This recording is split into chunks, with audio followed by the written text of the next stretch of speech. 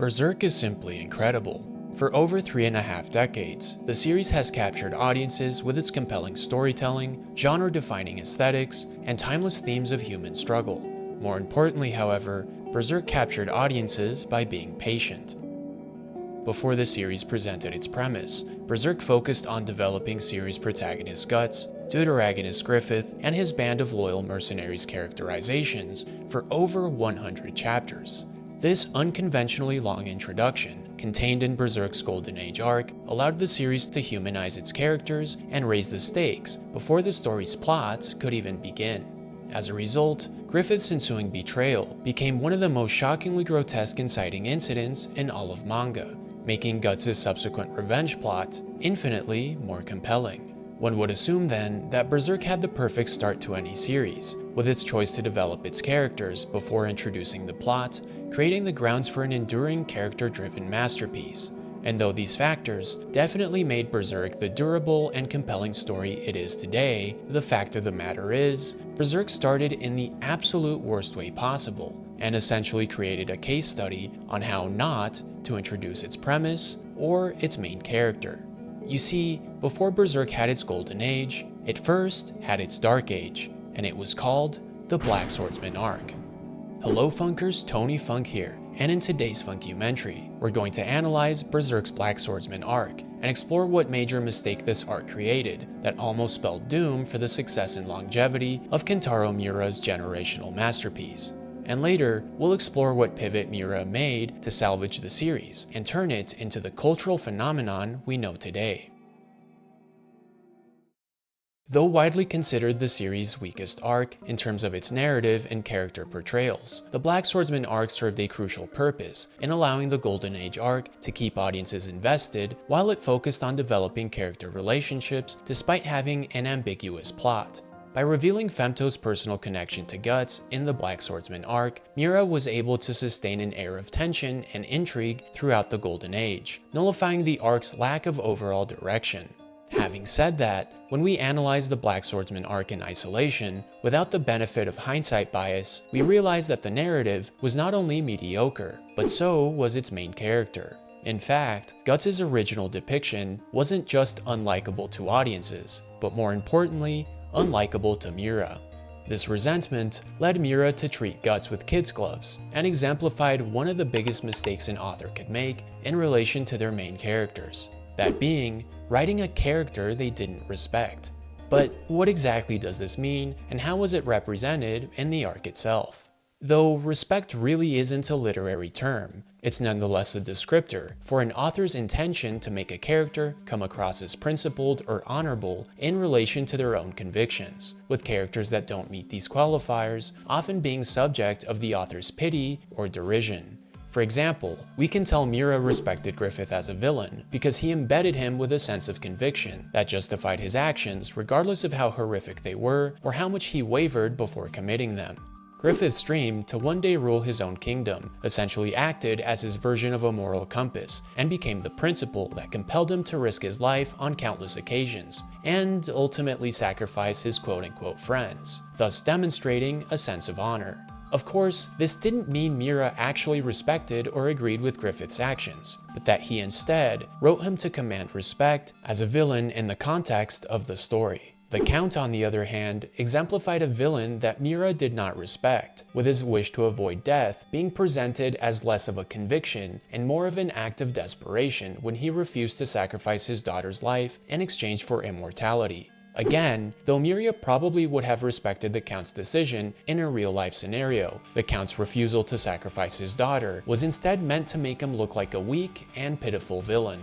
The same observations can be made about the Black Swordsman arc version of Guts, whose inability to exhibit a concrete belief made him seem unprincipled and disingenuous. And though we'll cover Miura's reasons and earnest intentions to have a patronizing depiction of Guts, we'll first see that these criticisms about Guts' ambiguous principles are actually just the tip of the iceberg, with Miura's lack of respect for Guts' characterization creating additional problems that made him seem less like a conflicted anti-hero and instead a bit of a moron. The first piece of evidence for this claim is shown as early as Chapter 1.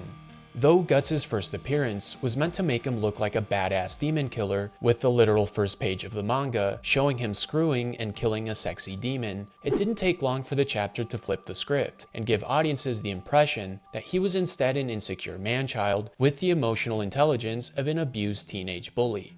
This insight was first revealed through the use of Guts' foil in the form of Puck. By forcefully injecting himself into Guts' quest, Puck allowed Guts to interact with a character who wasn't an adversary of his, and as a result, allowed Miura to explore Guts' personality in the form of expositional dialogue. These interactions were important to break the illusion that Guts was a stoic mercenary, and instead drew attention to the fact that he was fragile and too much of a coward to admit it.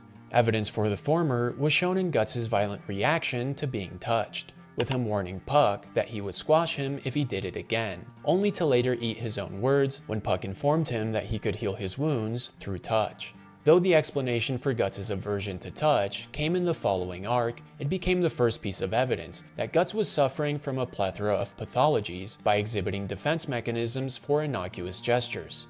By yelling back at Guts by stating, "I ain't gonna do anything bad to you," Puck demonstrated an understanding that Guts' reactions to being touched came from an unresolved trauma of being harmed. And though Guts exhibited a warranted trauma response, it was his lack of gratitude and refusal to apologize to Puck, even after being healed by him, that demonstrated Guts' insincerity and lack of social awareness. Puck's social awareness, in contrast, established him as the reliable Greek chorus character who was meant to inform audiences about the absurd and uncharacteristically capricious behavior of a grown-ass man for the remainder of the arc. As we'll later see, in addition to his use as a Greek chorus and comic relief character, Puck's commentary also acted as a stand-in for Miura's own assessment about Guts' insecurity and attention-seeking behaviors. Following Guts' healing at the hands of Puck, the two discussed Guts' next move, with him sharing his intentions to kill the Snake Baron at the expense of the townspeople's lives. When pressed by Puck about the safety of the residents of Koka Castle, Guts performatively pontificated that he didn't care, stating that their inability to protect themselves from getting caught up in someone else's fight justified their death. As Guts said this, however, Puck revealed that he had the ability to sense others' emotions, and writhed in agony while sensing Guts' sadness, fear, rage, and a mysterious undisclosed emotion. By revealing to the audience that Guts wasn't able to feign disinterest in others' lives without feeling a whirlwind of negative emotions, Miura telegraphed that Guts was emotionally weak and insecure, with him having to resort to over-the-top discourses to convince a tiny elf he had just met that he was an uncaring person. This revelation distinguished Guts from the anti-hero archetype by revealing that his callousness was not based on an internal belief system or natural indifference towards others, but that was instead a performance to seem more indifferent than he actually was. What made the scene all the more ironic was that Guts' speech about the townspeople deserving death for their inability to protect themselves came right after Guts' capture, torture, and imminent death at the hands of the approaching Snake Baron, making Guts one of the very same people he claimed deserved to die. His rage baiting, however, was called out by Puck when he asked him why he saved his life when they first crossed paths, only for Guts to ignore the question and ridicule the idea of saving an insignificant bug such as Puck. This exchange added yet another layer of irony, given the fact that without Puck's healing powers in addition to his retrieval of Guts' cell keys, Guts would have died and quote-unquote deserved it due to his inability to protect himself. It was thanks to Puck's uncredited services that Guts was then able to confront and defeat the Snake Baron before the end of the first chapter, but not before exhibiting his hypocrisy and lecturing his dying opponent that what made humans different from apostles was the fact that they were weak mortals who desired to live in the face of death. Guts' condescending speech then suggested that he only viewed weakness and mortality as a virtue when it was convenient for him to do so, otherwise being described as a sign of cosmic insignificance. This ability to switch the narrative, depending on who he was sounding off to, implied that Guts was aware of his own weakness, choosing to perform for others so that they would not perceive his deepest insecurities, and changing his argument when it best suited his objectives. It didn't take long for Guts to once again remind us of this insecurity, when at the beginning of chapter 2, he flat out told Puck that he didn't like him because he was weak. He then elaborated that weaklings pissed him off so much, they triggered a desire in him to crush them, because, and I quote, they can't do a thing on their own. If this wasn't projection, I don't know what is, given the fact that like the weaklings he claimed to hate, Guts was unable to defeat the Snake Baron on his own. Now, it's not just the fact that Guts inadvertently called himself weak with his own definition that demonstrated his performative insincerity, but also the fact that instead of squashing Puck like he had warned, he instead chose to stomp on the puddle Puck stood in, before going along his route. This insinuated that because Puck was Guts' only audience member, he couldn't afford to kill him in order to make his point, and instead opted for theatrics in order to convince himself he projected to Puck the image of being an uncaring mercenary.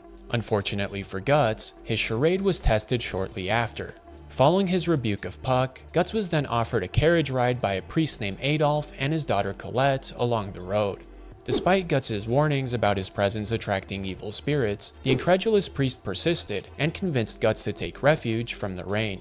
After inadvertently reuniting with Puck, Guts took a nap and in the process summoned an incubus along with an entire army of undead skeletons. This sudden development saw the end of the carriage's journey along with the subsequent killing and repossession of Colette's lifeless body. In this repossessed state, Colette then decapitated the priest before turning on Guts and striking him with its sword. In an act of self-defense, Guts bisected Colette's body and incapacitated the spirit in the process, only to then vomit in response to his own action. In the aftermath of the battle, we then got a POV of Guts' gaze as he stared at her lifeless body, with Puck's attempts to comfort him, snapping Guts out of his contemplative state, and instead prompting him to ridicule Puck for believing that he cared about her death. Miura's choice to not only make Guts vomit in response to the mutilation of her dead body, but also show Guts' gaze, suggested that he wanted audiences to understand that Guts was not only compassionate, but that he also had an affinity for those he considered weak and innocent. It's Puck's perception of these two details then that further cemented the idea that Puck represented Miura's own commentary about Guts' actual feelings and nebulous beliefs. Now, I do say nebulous, however, because in chapters 3 to 4, Guts then demonstrated an inability to commit to either the values he espoused or the values his previous actions suggested he had. This was evident when after teaming up with Vargas to plan an attack against the Count, Guts expressed his indifference regarding Vargas' motivations to avenge both his wife and child's death, explaining that he was only doing it for his personal reasons. Beyond overselling his apathy and cruelty, however, Guts proved that he was legitimately inconsiderate by leaving Vargas behind in an exposed and conspicuous drainage ditch before Zondark took him captive. The fact that Puck then scolded Guts for leaving him exposed suggested that Guts too was aware of the danger he placed Vargas in. What made this action seem contradictory, however, was the fact that after learning about Vargas' capture, Guts reflected on the similarities he shared with Vargas before punching the wall out of frustration for his own impotence. These interactions with Vargas demonstrated that Guts' ostentatious cruelty went beyond insults and platitudes about the insignificance of the weak, but it also included putting others in actual danger, with the hope that the gesture proved he was an uncaring individual. The fact that Puck later noted that Guts' attendance to Vargas' execution indicated a concern for Vargas, it can be concluded that like his platitudes, Guts' actions couldn't be taken at face value. This fact, paired with Guts' remorse upon seeing Vargas' face superimposed on an embryonic demon, proved that Guts did not actually believe in anything, being too much of a pussy to commit to being an egoist, but also not being brave enough to be altruistic and vulnerable. This isn't to say that Guts wasn't brave in a general sense, with his constant fighting suggesting otherwise, but that instead, Guts was afraid of taking a stance. Beyond Guts' motivations to kill the Count, due to his association with Griffith and participation in the eclipse, Guts was afraid to ascribe a moral judgment to the action of killing the apostles, given that during his days as a mercenary, Guts never fought for moral reasons, but instead for personal gain. Though Guts was never evil, the idea of helping strangers became troublesome and incongruent with everything he had ever known, and as a result, became the reason for his reluctance in admitting his own empathy and solidarity for others. This reluctance became evident after Guts visited Vargas's resting place in an attempt to pay his respects. Following Guts's vow to Vargas's severed head that he wouldn't fail in his mission to kill the Count, Vargas's spirit, in addition to the spirits of the Count's other victims, began to implore Guts to avenge their deaths, only to vex Guts in the process and prompt him to assure them that he was only doing it for himself. This event only reinforced the idea that Guts had a weak understanding of what he wanted to believe in, with his visit to Vargas's burial site suggesting that he felt remorse for allowing him to die, but that he wasn't confident enough to admit that he also wanted to atone for his carelessness. By rejecting the spirit's pleas to avenge their deaths, Guts exhibited his denial that he was not just motivated by vengeance, but also compassion for others. Now, this dilemma would have helped Guts become more personable, displaying an internal conflict between choosing to be a hero or an anti-hero. Except Miura didn't want to present Guts' indecision as being the result of an internal debate, but instead, a tantrum that made Guts look like a petulant child. The following 2 chapters then implicitly drew a parallel between Guts and the Count's incongruent belief systems, with Puck learning that the Count's transformation into a demon was not motivated by his conviction to obtain power, but instead as a means to facilitate his vengeance against the heretics. This revelation, though later revealed to be half true, highlighted the Count's dissonant actions between orchestrating a crusade against those he deemed evil and committing atrocities that were even more evil. Puck's realization then paralleled his criticism of Guts for having endangered Vargas's life while also being shameless enough to attend his execution due to his underlying sense of guilt. This suggested that, like the Count, Guts too was operating on an ambiguous and contradictory set of beliefs, as long as it furthered his vengeance. Beyond Guts and the Count's hypocrisy, however, Puck was then able to identify another trait that both characters shared. In Chapter 6, in an attempt to wake Guts up after being knocked out, Puck frantically yelled at his face, and out of frustration, criticized Guts for acting high and mighty despite being weaker than he let off and getting himself knocked unconscious. Now, despite being a comical throwaway line, Puck's ensuing discourse to buy Guts time suggested that Miura wanted audiences to see Guts and the Count as analogs. This was demonstrated when Puck addressed the Count directly and stated, "You acquired those powers so you could get revenge on the heretics, didn't you? But that wasn't the only reason. If it was only about revenge, all you had to do was exercise your authority. The truth is, you became this thing to run away from the pain inside your heart, to run away from yourself. You threw away your humanity. If anyone's a fragile human, it's you." This line not just indicated that Puck saw through the Count's insecurity, as evidenced by his need to incessantly remind Guts about his human limitations and inferiority, but more importantly, that Puck could discern when people were projecting, with his previous criticism about Guts' high and mighty attitude acting as an indictment of his inability to admit he was weak. This parallelism suggested that Miura didn't just want audiences to see Guts as insecure, but that he wanted them to pity him for being weak in a world that required him to be strong. Puck then alluded to this fact directly, when after the Count deflected his accusation, Puck pointed out that it was human for the Count to divert a criticism that rang true, once again proving Puck's superior emotional intelligence. What this quip suggested then was that Puck was well aware that Guts' mean-spirited comments stemmed from a place of weakness and naivety, cementing the idea that Puck didn't just tolerate Guts' immature antics because he led an interesting life, but instead because he saw through them and pitied him for being fragile and stupid. But this isn't me making that point, with Miura continuing to equate insincerity with foolishness throughout the arc. In Chapter 7, we then saw the culmination of Miura's commentary about the follies of undertaking a path out of convenience instead of conviction. This was illustrated when, after finding the Bechelit, the Count summoned the Godhand through his desire to avoid death. Upon pleading the Godhand to take Guts' life, the Count was lectured about the frivolity of his request, with Slan clarifying, "Your desire, which has cleaved open space, is nothing more than an over-attachment to life and a fear of death. It's not based on any personal hatred for that man."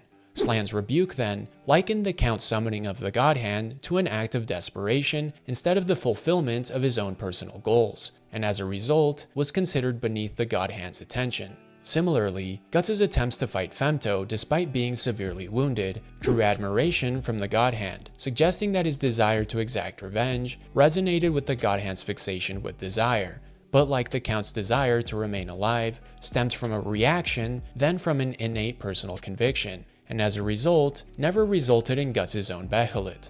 This parallel between Guts and the Count then allowed Miura to clarify the distinction between a character's convictions and their desires, with Guts' quest for revenge being defined as an emotional reaction to betrayal instead of a fundamental belief. Likewise, the Count's desire to survive was only a reaction to the fear of being killed, and as a result, couldn't compel him to forfeit Teresia's life in exchange for immortality. This was contrasted with the Count's fundamental belief that he needed to sacrifice the ability to feel sorrow or despair in order to become a more impervious ruler, as evidenced by his decision to sacrifice the woman he loved, despite not being able to kill her himself. By summoning the Godhand for a second time, however, the Count proved once and for all that desire and conviction were not the same, given the lengths one would be willing to justify the former, but not the latter. The Count's subsequent death, after refusing to offer Teresia as a sacrifice, was juxtaposed with the Godhand's smug indifference, as they quietly departed the astral world.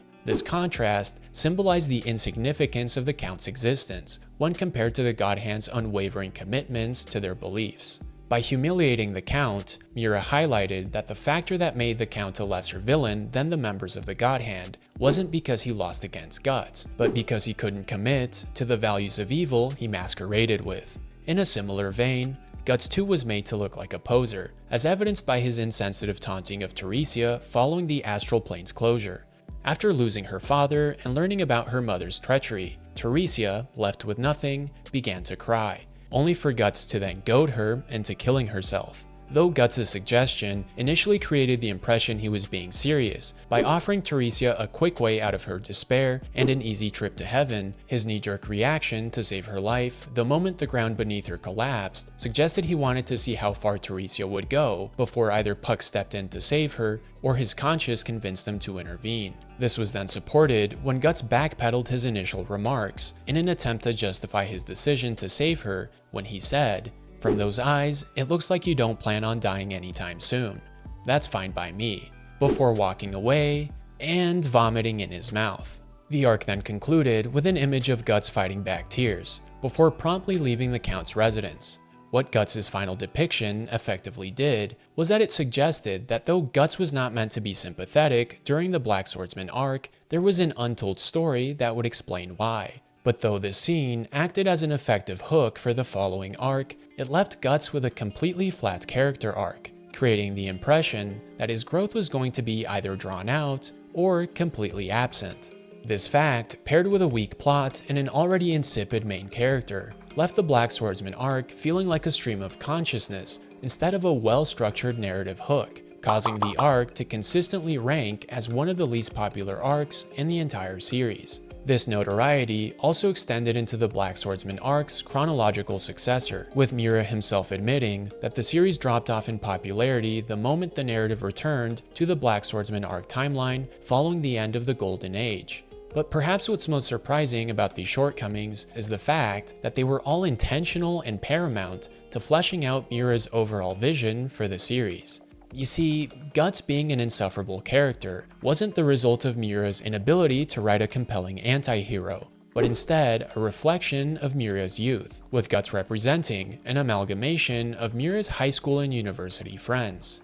Indeed, Guts was never meant to be likable or tolerable, but rather relatable to the severely insecure Japanese youth of the 1980s. In a 2006 interview with manga researcher Yukari Fujimoto, Miura described the role insecurity played in the shifting dynamics of his high school friendships, and how these relationships shaped the characters of Berserk. In relation to one of his aspiring mangaka friends, he reminisced, "In terms of manga, I was head and shoulders above everyone in terms of drawing. But at the same time, I looked up to the guy who used to act as the leader. He was very much like Griffith in terms of ability. He was the type who put his money where his mouth was, and he even had a bit of that touch of the divine feel to him. In terms of violence though, I'd say he was very much like Guts. He would go out and get into fights every day, and then come to my house afterwards and say, 'Alright, let's draw some manga.' Later on though, I would find out that he apparently used to act violently the way he did because he was amazed by my ability at manga." This anecdote relayed Miura's choice to ascribe his friend's competencies as Griffith's traits, whereas their violent outbursts were typically relayed through Guts, with Miura then adding, "Maybe Griffith and Guts are symptoms that affect boys. When a boy seriously tries to do something, he could become either one." This idea was then reiterated in a 2016 interview with manga editor Kazuhiko Torishima. In this interview, Torishima remarked that Miura's jealousy towards colleague and friend Koji Mori's writing skills reminded him of Guts' relationship with Griffith, to which Miura added, "That was actually the inspiration, but sometimes I would be Guts and sometimes I would be Griffith. It's probably something that happens in a lot of guys' relationships." This admission then proved that Guts' characterization revolved around insecurity, with people throughout his youth, himself included, providing the inspiration for Guts' portrayal. This not only explained Guts' tendencies throughout the arc to do or say violently performative things, however, it also recontextualized the patronizing undertone the story's allusions to the Counts and Puck's commentary had towards Guts, from dismissive to sympathetic. By the time the Black Swordsman arc concluded, Miura was still 25 years old, and very much in competition with his mangaka peers. This meant that Miura saw Guts' struggle with his own self-image through a lens of understanding and compassion, making Guts a transparent manifestation of his own resentment. Now, this didn't mean that Miura validated Guts' actions, with Puck's voice of reason exposing his many flaws, but that the story's contemptuous attitude was simply the result of Miura's self-reflection. But despite this choice being sincere and vulnerable, Miura's lack of planning beyond the Black Swordsman arc failed to tease an overarching conviction that grounded Guts and allowed his rage and insecurity to feel justified. The absence of any discernible beliefs then made Guts feel one-dimensional and took away any nuance from his characterization.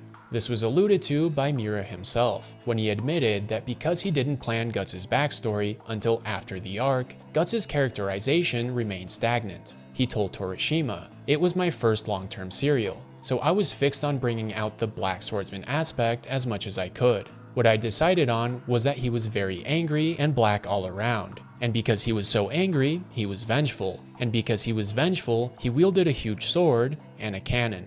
I focused all my efforts on the character development up until around volume 3 or 4, and then I would think about what brought them to revenge."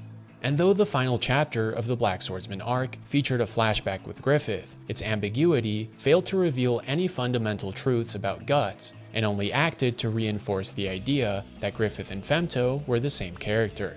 This lack of meaningful foreshadowing meant that Guts, and by extension the Black Swordsman arc, were nothing more than an artistic spectacle, devoid of any soul or character. But if this is the case, what made the rest of the series work, and even retroactively reconcile the Black Swordsman arc's shaky beginnings? Well, though the Golden Age arc improved the story in a multitude of ways, the most interesting pivot Miura made wasn't that he retconned Guts' insecure posturing, but on the contrary made it compelling. This was accomplished through the use of Gambino, whose early introduction in the Golden Age arc allowed Guts' previous characterization to be framed as a consequence of emulation and childhood trauma. By writing Gambino as a resentful and insecure father figure, Miura was able to connect Guts' posturing from the previous arc with Gambino's sadistic cruelty. In doing so, Miura foreshadowed Guts' eventual growth and redemption, by suggesting that Guts' path would lead him to become another Gambino unless he recognized the error of his ways. It was by creating another Guts, then, that Miura allowed audiences to humor Guts no matter how dark, stubborn, stupid, or cruel he became, knowing that eventually he would come around and learn to be honest, vulnerable, and steadfast. And though Griffith played a role in explaining Guts' original characterization, it was Gambino who gave audiences hope that Guts would break the chains of his past and become the man his father never could. This is why, despite Berserk's rough start with Guts' insufferable behavior and wishy-washy beliefs, the late Kentaro Miura was able to turn his dark fantasy stream of consciousness into a story worthy of admiration. By transforming Guts from an insecure bully into the epitome of resilience and patience, audiences were able to see Guts as a symbol of hope among a world full of darkness. It's the Black Swordsman arc's shortcomings then that allowed the series to teach its ultimate lesson and prove once and for all that the most powerful convictions cannot be rewarded by a behelit, but instead by struggle.